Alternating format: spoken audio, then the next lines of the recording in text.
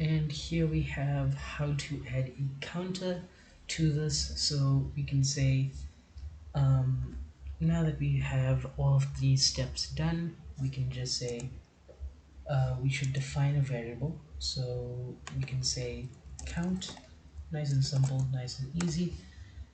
And then we can say if it's gotten to the very end, we can say count equals to count plus 1. And I went through why you need to do this in the loop video, but a quick explanation is basically saying you have to equal it to itself plus 1, because if you just do count plus 1, Python doesn't save it as the count variable. It just prints out the output.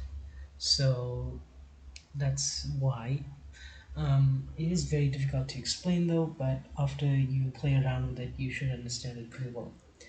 And then we can say at the very end, so after this while loop is done, at the very end, now that we're outside of the indentation, we can say print. We learned concatenation in one of the videos, so we can say print count you guessed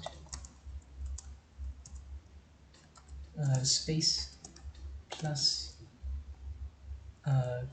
count, and then we can add here many times.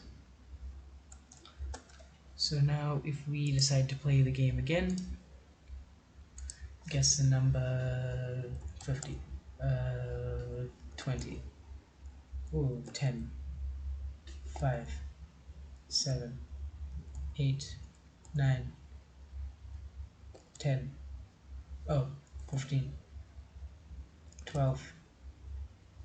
Oh, right.